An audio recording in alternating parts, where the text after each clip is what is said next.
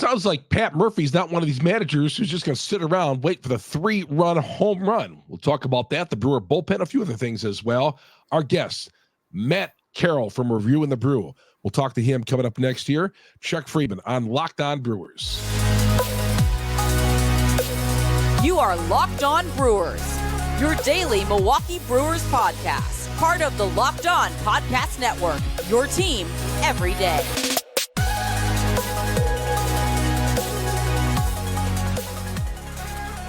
As always, thank you very much for tuning us in as we head to a weekend. Locked On Brewers, part of the Locked On Podcast Network. We are your team every day.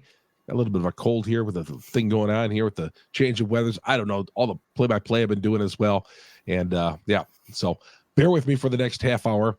We're going to get to Matt Carroll coming up here, Reviewing the Brew. We'll talk a little bit about a few things. Pat Murphy has some interesting things to say about offense, what he's looking for, and all that. So we'll get to that coming up here in a little bit. My name is Chuck Friedman. You get us on Google, Spotify, Apple. We're on all the major downloads.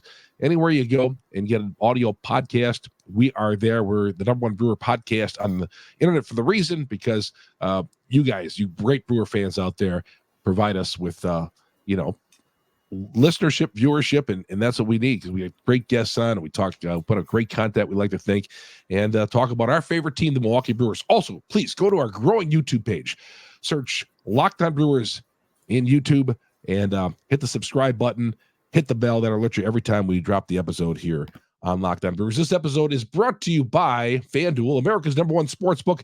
Get $150 in bonus bets when you win that first $5 bet. Go to FanDuel.com/locked on, LOCKED, and that'll get you going. $150 in bonus bets. Can't beat it with a drumstick.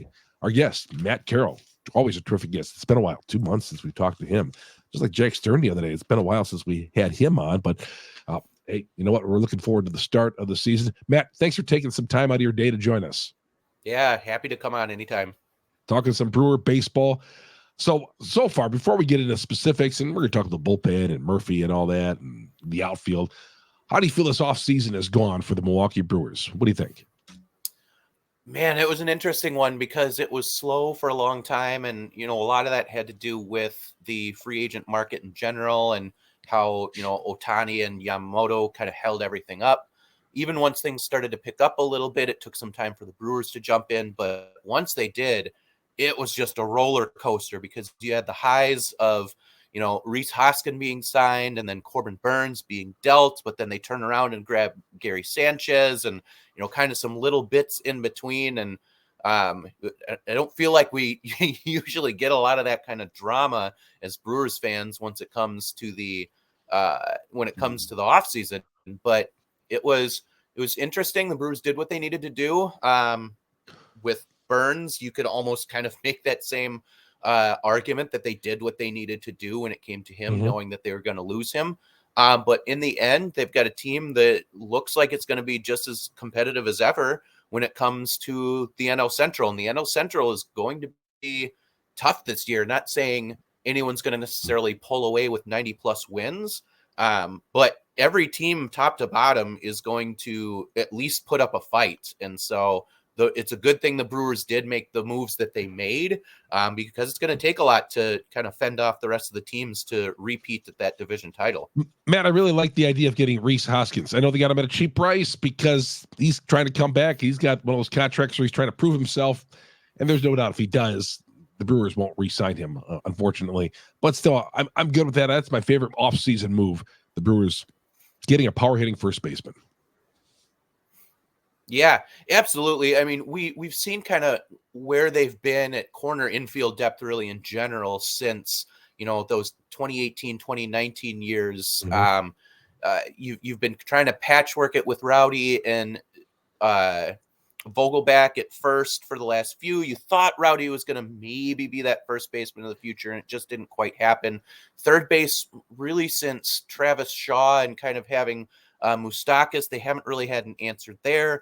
Not until recently have they really had anything in the works when it comes to the minor league system. And so either one of those positions were going to be very important for the Brewers to address.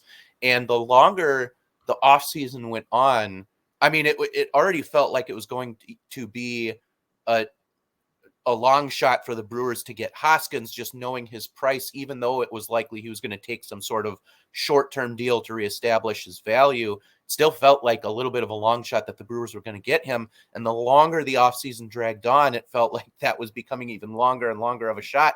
And then lo and behold, we hear one day that the Brewers end up signing him. So huge signing for the Brewers. The most talent that they've had at that position in a long time. I mean, you could almost argue since they've had Prince Fielder, because they had, I know they had Jesus Aguilar there who did well at times, and some other guys who filled in, but Hoskins is truly one of the most talented first basemen that they've had in years. And so that's going to be a big thing for the Brewers offensive lineup, and provide them with a true run producer for the first time in some time. Matt Carroll joining us from Reviewing the Brew here with Chuck Freeman on Locked On Brewers, part of the Locked On Podcast Network. We are your team every day.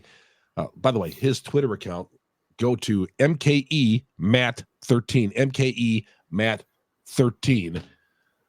13 at the end of his number, because he's a big Billy Joe Robideau fan back in the day. That's true. That's true. That's more of my era. I'm a little bit older than you. That's I was in high school when he played at the team, I believe, or college. So now Murphy the other day was talking to the media. We're getting to know this guy a little bit more and more, and I like some of the things he's saying. Offensively, some of his philosophies. Seems like he's not, again, going to be sitting around waiting for that 3-run home run to come along. He wants to see some action. Yeah, and that makes a lot of sense. I think the Brewers kind of, they had that philosophy where they were fine going for the big hit, and early on in this playoff run, that worked because you had a lot of sluggers on that team, and the Brewers were, towards the top of the league in home runs hit. So the all or nothing mentality served them at least for a time. But you saw last year when they tried to continue doing that, but you had fewer of the, the quote unquote sluggers on the team.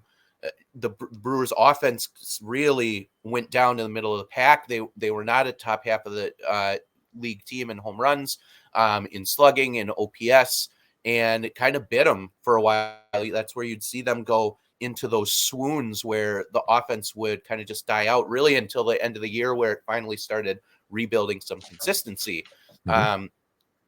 Going for, moving the runners over and, taking the hits and taking the walks and just trying to get to a little bit more of an old school mentality, which I'm not surprised that a manager like Murphy would want to do, kind of fits the mold of the Brewers roster a little bit better.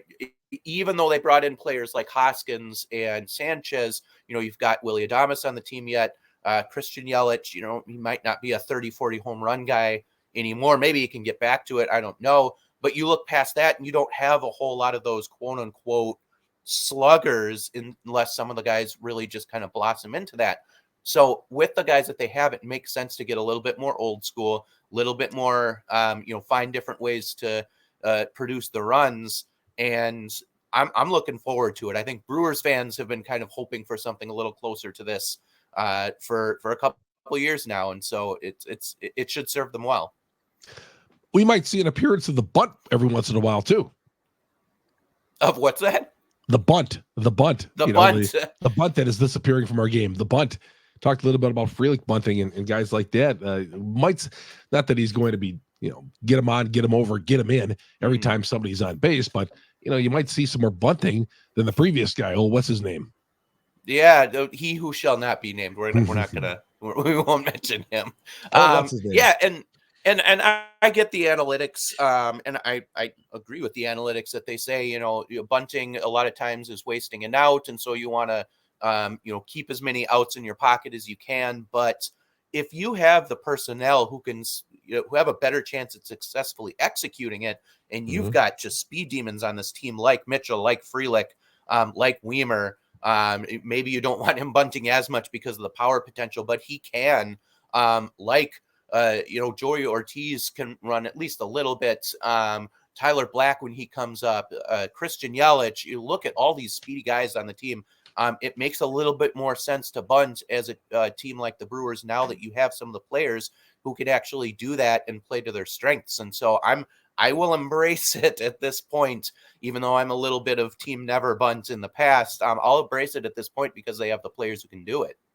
Might be a situation that, I was like, well, you got to have power hitters at first and third. They got Hoskins at first, but they might, and who knows if Frelick is going to play there or what, but maybe they're okay with not having a power hitting third baseman and a guy like Monasterio over there. Yeah, if you have a guy over there who can at the very least get on base. I know traditionally that third base position has been a guy who hits for power, but at the same time, shortstop isn't necessarily a traditional power hitting position, yet you've got Willy Adames over there who regularly hits 25 to 30 home runs each year.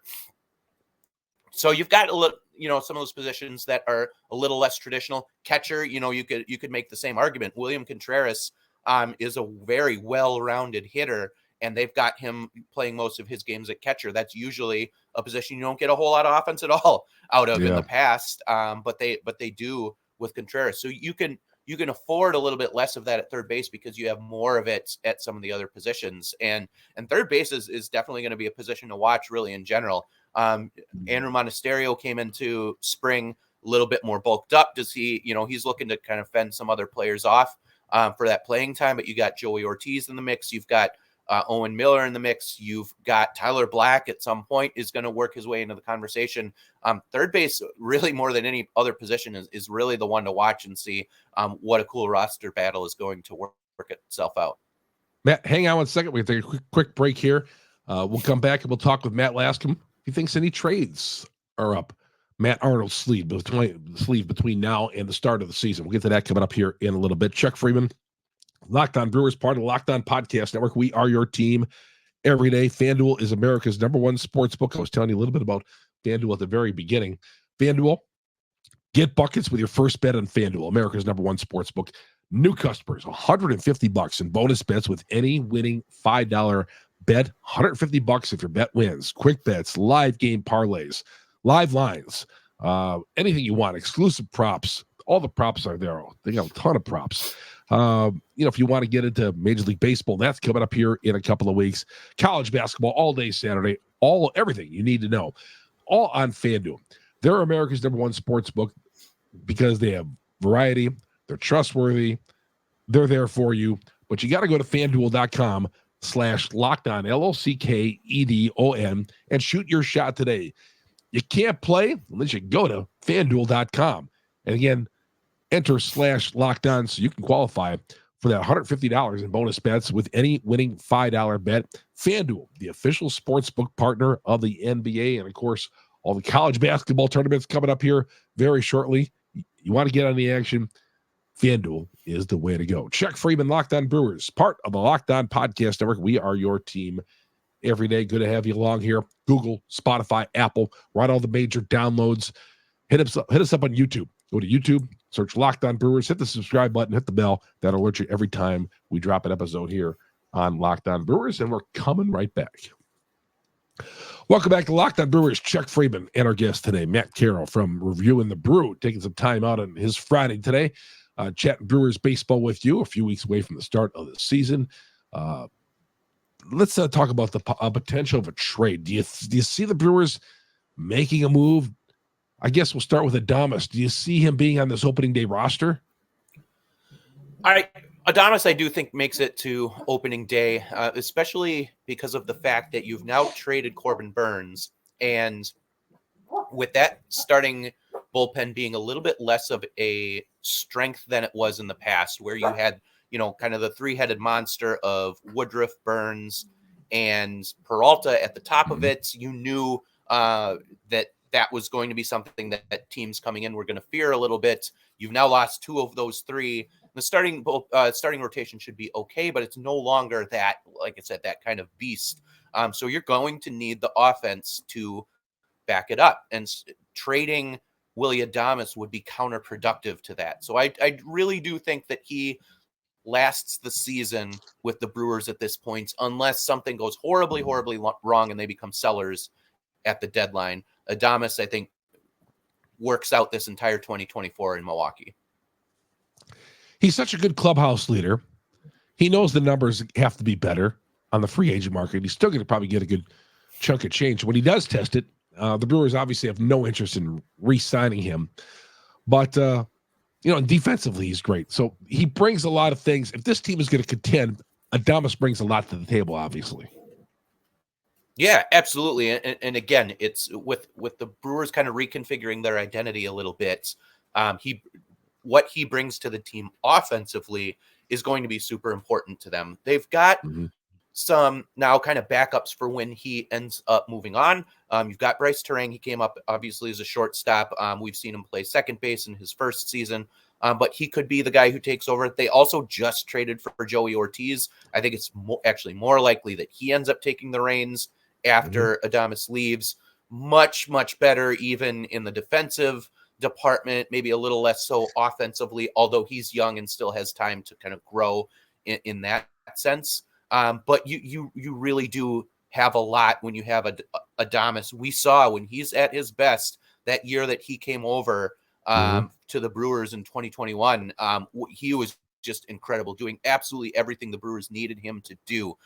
Losing him is going to be tough, but they've worked towards kind of what the plan for the future is at that position, and the Brewers should be able to get by once he does move on. I wonder if the plan would be to move Terrigan. Now, Terrigan has still got to prove that he can hit major league pitching on a consistent basis.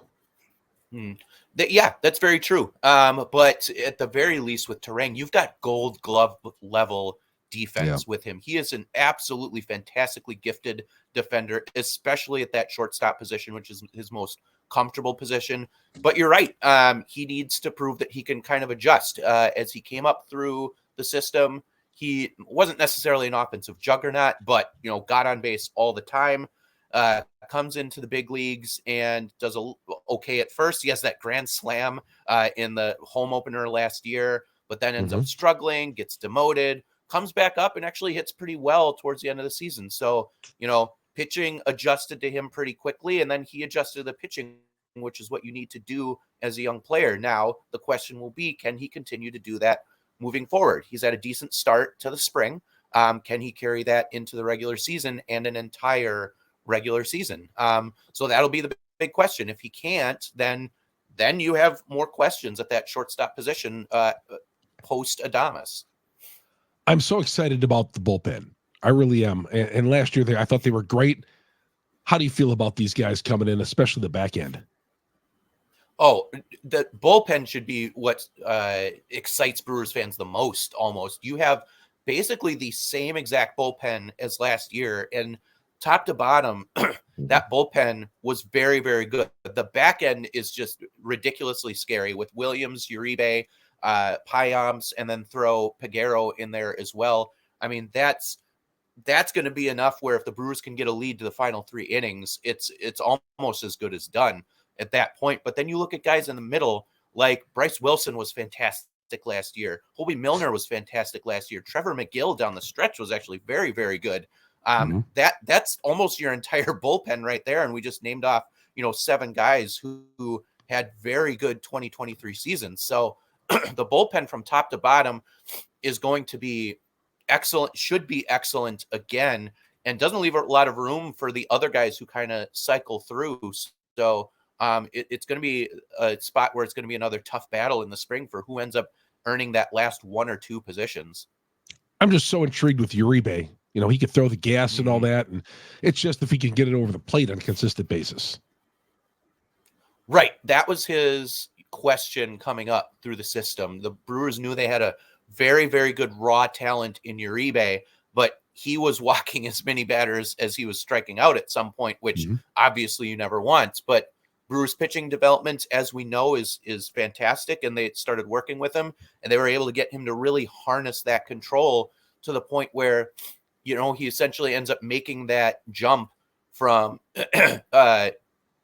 Double-A to just a little bit at Triple-A and then into the majors, and performing very, very well, with that sub-3 ERA in his first season in the bigs. That's not easy to do for a player at his age. Now, can he do that, continue to do that consistently, keep that control going, keep a little bit of those emotions in check at time? He feeds off of that a little bit, but he's a fiery guy in those high tense situations, but that can be also what leads to a little bit of wildness. He's done well at it so far. Is he able to keep doing it? But if he can, that's your closer of the future right there, as far as I'm concerned. Who sits in the outfield? We'll ask Matt that question when we return after this quick break. Chuck Freeman here on Locked On Brewers, part of the Locked On Podcast Network. Get us on Google, Spotify, Apple, all the major downloads. You everydayers out there that follow us every day, get me on Twitter as well. Chuck Freeman, FREIMUND. And, of course, our growing YouTube page. Go to YouTube, search Locked On Brewers. Hit the subscribe, hit the bell. That'll let you every time we drop an episode here on Locked On Brewers. Down the stretch we go after this timeout. Welcome back to Locked On Brewers. Chuck Freeman, Matt Carroll joining us. A couple more minutes with him. Who sits in the outfield, Matt? Who do you have sitting? That's such a crowded outfield out there. Who are your three guys? I guess it'd be a better way to put that. Yeah, I do think Jackson Chourio makes the opening day roster. Yep. The Brewers are going to have that incentive with, potentially getting an extra draft pick if he, hits certain goals like winning Rookie of the Year. And so I think that's enough where the Brewers will want to carry him on top of, obviously, they gave him the big contract. He's the cornerstone of the future. So I think you've got Chourio, you've got Christian Yelich. And if I had to guess, I would say Garrett Mitchell. On top of that, I know the Brewers absolutely love what they have in Mitchell. He's back from injury. He had a good showing when he first came up a couple years ago, and having that first round draft pick pedigree. I think if I had to go with a starting three, that's who I'm going to go with at this point, with some Sal Frelick obviously mixed in there. Now, him being worked into that infield equation really does interesting things for the makeup of that Brewers roster. The Brewers have experimented with guys in the spring before and then kind of abandoned that once they have gotten to the regular season. So whether or not the Sal Frelick third base thing carries on into the regular season, I don't know. But it certainly gives the Brewers some extra flexibility with the roster. So that could be your three, and Frelick could still find time if they work him into the infield here and there. But if I had to guess as a starting outfield, that's who I'd go with for my three. I'd be surprised if Frelick's not an opening day starter, though. Don't you think he's going to be somewhere in that lineup, that opening day? But I mean, that's the great thing. He could be DH. You could put him in the outfield and put Yelich at DH. He could be on the opening day roster as the third baseman starting. Frelick gives you more flexibility in the outfield than any player that you have out there. So I agree. I do think there's a really good chance too that he ends up being an opening day starter. Predicting exactly where that's going to be is going to be tough because of kind of what they've experimented with him early. Weimer is so much the X factor because he's working on you've seen the new batting stance and all that, the new approach to the plate, which he had to do. I was talking about this in late last summer that he had to fix things. Otherwise, he's never going to be able to hit major league pitching. Right. I think he ends up obviously being, your first man off the bench then in that sense, obviously ahead of, like a Blake Perkins. The Brewers want him to succeed because his ceiling, if he figures it out and he gets that, is able to hit pitching, major league pitching consistently, his ceiling as a run producer is as high as almost anyone on that team. And so it's good that he's been open to that feedback and has been working with his stance to try and get better. And it's looked good. I know in some of the spring training games, he just broke an 0 for 10 yesterday and finally kind of got his first hit. It was going to be a little bit of a work in progress. Obviously, anytime that you make a change to what you've been comfortable with for years. But if he's able to truly, and it looks good, that new swing looks like exactly what you want to see. If he's able to truly get used to it and turn around and get used to some pitching, again, it's always good to have depth at certain positions. Outfield, starting pitching, bullpen, are some of the positions where it's most important to have extra guys. And the Brewers have always wanted to be a team that has a lot of guys ready to be that next guy up in the outfield. And so having Weimer there, if he really is in a good new spot, that's only a good thing for the Brewers. And it's always a good thing when Matt Carroll joins us here on Locked On Brewers. Matt, thank you again, and we will talk to you very soon, my friend. Absolutely, anytime. Excited for this season. Matt Carroll, get him on Twitter, MKE Matt 13. Matt Carroll from Reviewing the Brew. Chuck Freeman, Locked On Brewers, part of the Locked On Podcast Network. We are your team every day.